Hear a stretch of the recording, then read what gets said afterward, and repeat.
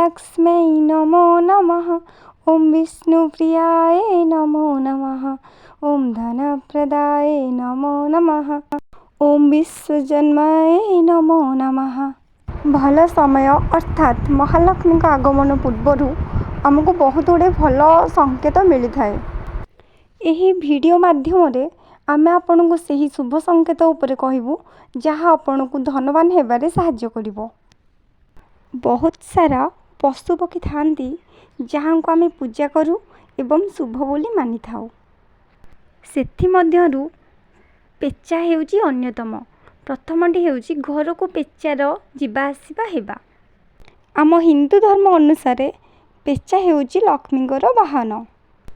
लक्ष्मी घर को आसिबा आगरु पेचा आसी थाए, यह शुभ संकेत। किंतु पेचा घर छातरे किंबा जेकोसी जगार बोबेवा अशुभ होता है। द्वितीयटी हेउची कला जंदांक गोष्ठी घरे देखा जिबा। भल समय आसिबा पूर्वर घरे एकाधिक कला जंदा देखा दियंती। ता बोली नुहे आमे तांको अट्टा चीनी एसबु देकी डाकिबा, से माने आपे आपे आसी थांती एवं आपे आपे जाई थांती।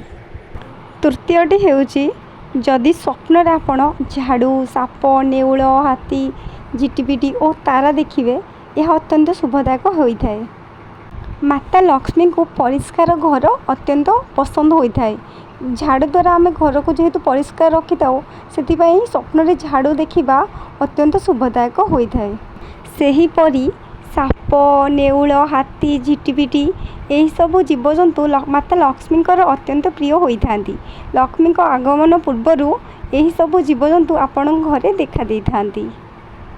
चतुर्थटी हेउची कौन सी पक्षी आपण घरे बसा बांधिबा।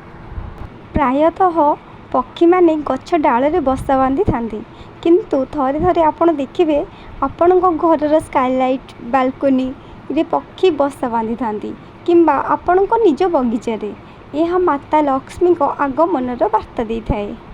पंचमटी हेउची सकाळे उठू उठू निज बगीचारे एकाधिक प्रजापति देखिबा। कुहा जाए पशुपक्षी को शुभ अशुभर आभास प्रथमे होता है। घर को किसी विपद आसिले घर पालित पशुपक्षी को आगुआ जना पड़ी थाए। सेहीपरि माता लक्ष्मी आगमन तथा शुभ समय आसिया पूर्वर पशुपक्षी यह जानीपारती। प्रजापति एपरि एक पक्षी जहाँ को देखिले आम मन प्रफुल्लित हो जाए। प्रजापति एकाधिक देखा जिबा अर्थात प्रजापति तार 7 रंगरे आपण जीवन में रंग भरी दे थाए। यही संकेत जदि आपण को देखा देउअछि जानि नियंतु आपण भाग्य बदलिबा को जाउअछि। आशा करछि वीडियोटी आपण को भल लागिथिबो। भल लागिले लाइक शेयर सब्सक्राइब करने को भूलिबे नहीं।